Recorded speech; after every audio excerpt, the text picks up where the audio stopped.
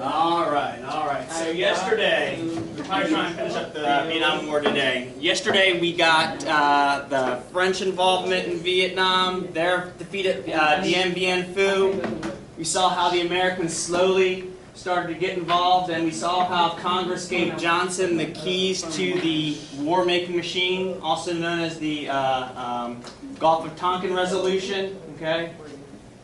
And today what we're going to do is, we're going to kind of follow the trail of the Vietnam War, and we're going to look at it not so much through specific events and specific battles, although one we will definitely focus on, but we're going to kind of look at it as a action-reaction type of a thing. The slow, gradual build-up of the United States military in Vietnam in reaction to various methods used by the North Vietnamese. Okay? We'll look at some of the tactics that were used by the Americans in an attempt to battle the North Vietnamese, okay? And we'll look at the actual turning point at which Americans realized that Joe Wheeler was talking when I was talking, and that they weren't going to win the Vietnam War. All right. So, 64, Johnson, Gulf of Tonkin Resolution, has carte blanche to get to provide aid and backup to military forces in Vietnam. All right. The Viet Cong and North Vietnamese are going to respond by attacking military bases. Oh, you guys think you can do what you want to do. Here's what we're going to show you. Okay? So these attacks continue. Johnson is then going to respond to these attacks. Okay? In particular, in February 65, attack on a base at Pleiku where 8 Americans were killed and more than 100 are wounded. He's going to start ordering a bombing of North Vietnam, okay? The communist capital. He's going to go after military installations, marshalling yards, areas in Hanoi, the capital, okay, that are of military and strategic importance. Okay? But the problem with his methods of attacking certain targets in North Vietnam is that he doesn't want to get the Chinese or the Russians involved. Okay?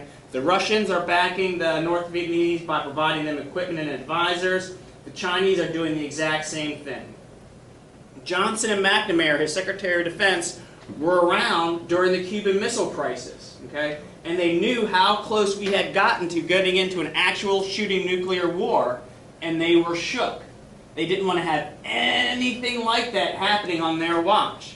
And so they're going to be very, very strategic on how they choose their targets, all right? They're going to make sure that they don't hit any target areas where there may be Russians involved or where there may be Chinese advisors. Okay, because the last thing you want to do is kill Russian soldiers and have Russia respond by amping up the game, all right? Getting involved in the war itself. Have it going from a conventional hot war into a nuclear war. Okay, that's what it's going to be kind of holding his hands or tying his hands in the situation. The thick of it is that every military target that's bombed in North Vietnam has to be approved by Johnson, okay? And he is not necessarily going to be able to respond in a way that is vital or a way that is, I guess we'll say, makes sense, okay? There may be a target, the pilots who are bombing and attacking North Vietnam will say, wow, there's a big, depot of anti-aircraft missiles over in this one area. We should go ahead and try and destroy that battery of missiles.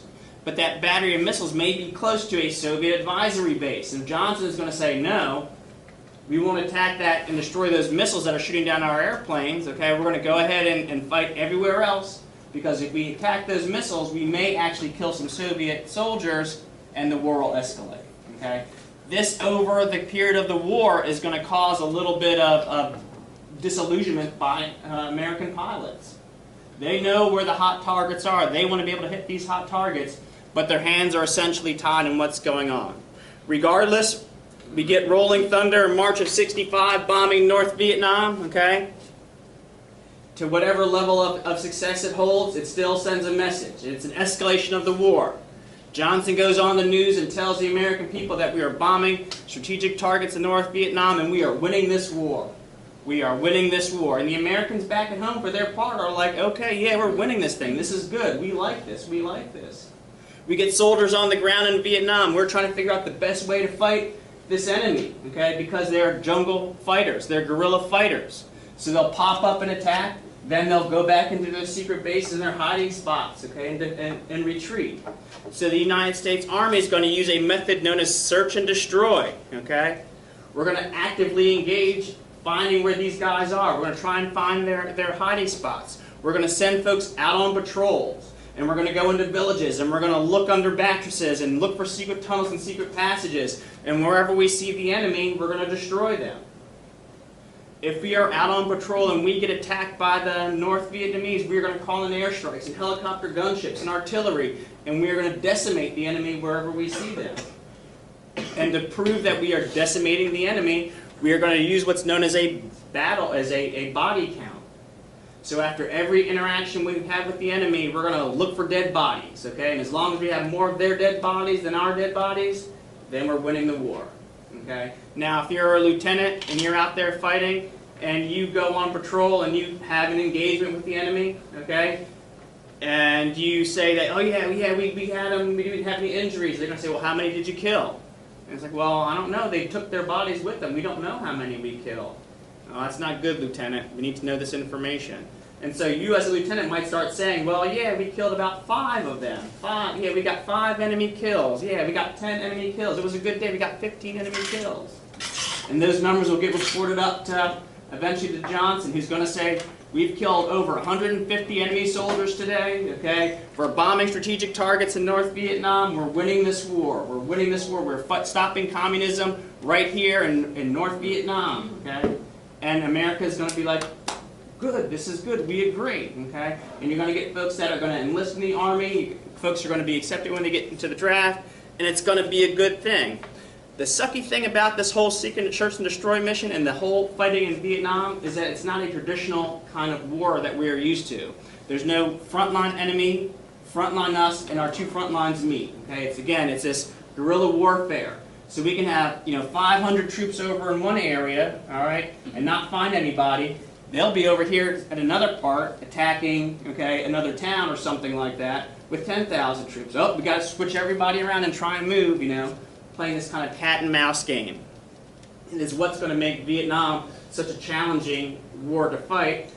Fast forward, okay, to the 2000s, fighting in Afghanistan now, okay, and fighting in Iraq after the initial fall of the Hussein's government, okay, it became a similar type of situation. We're not fighting large set armies, we're fighting guerrilla warfare, hunting out various strongholds, trying to kill as many enemies as we possibly can to break their will to fight. For their part, the Vietnamese, okay, had a strong will to fight. And they got to be very good at improvising, okay, various methods to support their troops and their forces. Throughout this whole thing, we're fighting in Vietnam all over the country, okay? The Vietnamese have troops all over South Vietnam, okay, in different areas. There are no set front lines. So you've got the Vietnamese communist guerrilla fighters known as the Viet Cong, okay? They're getting supplied from the north. Regular Vietnamese forces that are in the South Vietnam area, they're getting supplied also. And they're getting supplied along this network known as the Ho Chi Minh Trail, okay? Ho Chi Minh Trail, you will hear it forever. It is named after the president of North Vietnam, Ho Chi Minh, okay? And what it was a loose network of roads and trails and paths and whatnot in which the North Vietnamese would get military equipment from the north down to the south, okay? All around, even to the capital of Saigon.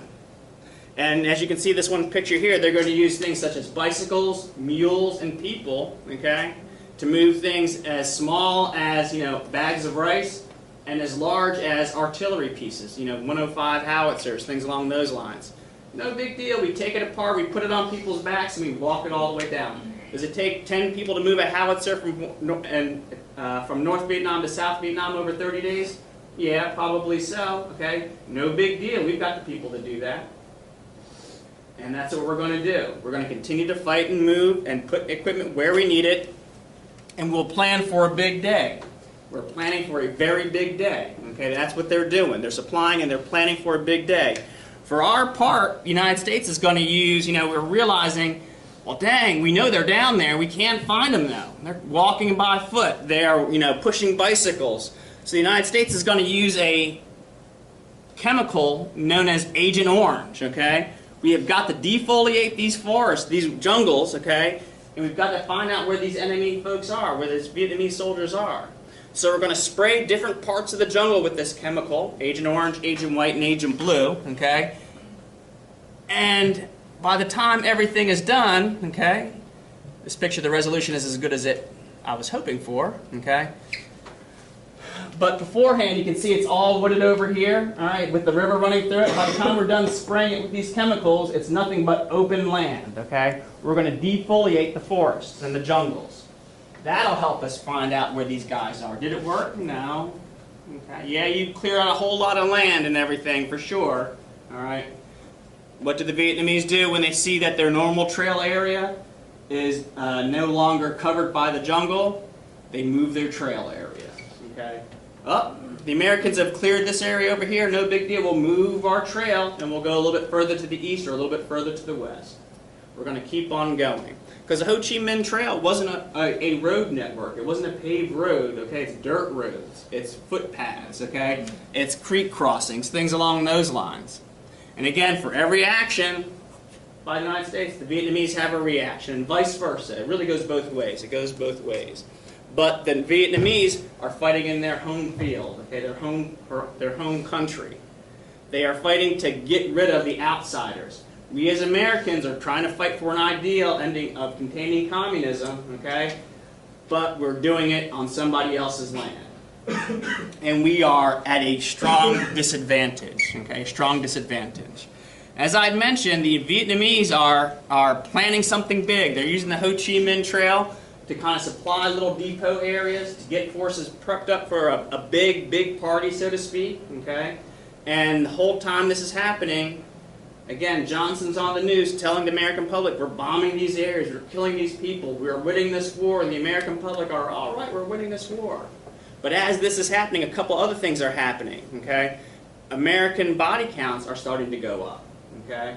100 people were killed today in Vietnam, 25 people today were killed in Vietnam, 50 people were killed today in Vietnam.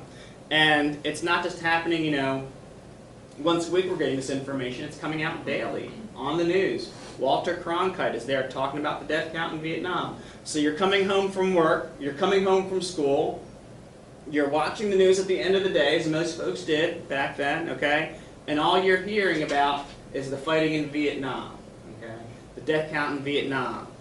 And after a while, folks are starting to feel, is this really worth it? You know, what territory have we conquered? You know, where are our armies rolling into, you know, these different cities and taking over this territory? Well, it's not going to happen that way because it's not that type of a war. And the American public is starting to wane a little bit. And then, okay, in January 30th of 1968, the North Vietnamese launched their biggest offensive against the forces of the United States and South Vietnam, okay, in the history of the war. And this event is known as the Tet Offensive. The Tet Offensive. And not only is it a big attack, okay, it's a big coordinated attack. Okay, so it's not one area that's being attacked, it's throughout the entire country of South Vietnam. We've been telling everybody that we're winning this thing, we've got control of the lands and area in South Vietnam, okay? But in reality, on this day, the Vietnamese, or North Vietnamese and the Viet Cong launch a series of attacks throughout the entire country, okay? Throughout the entire country. It is as if somebody were to launch an attack against the United States and hit every major city, okay, or every minor city throughout the entire country. So a coordinated attack against Winston, Charlotte, Atlanta, New York, Pittsburgh, Detroit, St. Louis, all at the same day. Now all of these attacks are going to differ in intensity, but all of a sudden the Americans are sitting there going, what the heck is going on? We had this thing under control. We were winning this thing. We've been telling everybody we're winning this thing, and yet here we are with the North Vietnamese launching a series of coordinated attacks that are really doing us a number, all right? And a couple of things happened during this time period. Some of them were ugly, okay, and we'll take a look at one of those in just a second. And some of them were just kind of, you know, just a shock and awe type of a situation. The Vietnamese were even able to infiltrate the American embassy, okay, and take over the American embassy in Saigon for a little bit of time. we'll watch two quick video clips, one about the attack on the American Embassy, and then another one that takes a few seconds of explanation. But this will kind of give you an idea of the chaos that ensued during the Tet Offensive.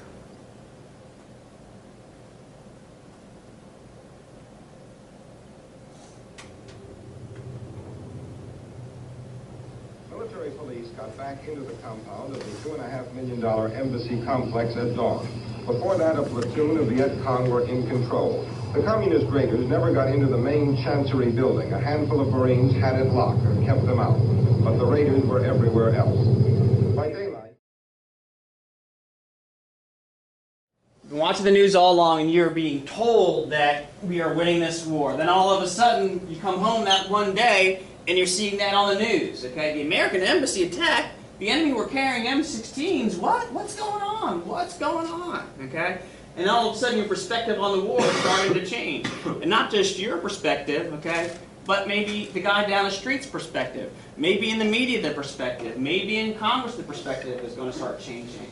What are we doing here? Why are we fighting this war? What is going on? Okay? And then, to make matters worse, you're going to see something that even to this day remains one of the biggest kind of like ughs of the Vietnam War. Okay? Ugh, as in what you never want to see happen in a time of war when you're fighting to help uphold a quote-unquote democratically elected government. Okay? Summary executions. You don't want to see this kind of thing.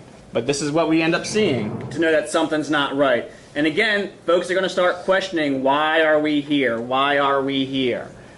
And the impact of the Tet Offensive on the American psyche, okay, was such that we're even going to have Walter Cronkite, the god of news broadcast, go on the 6 o'clock news and say, hey man, this is an unwinnable war. We shouldn't be here. All right?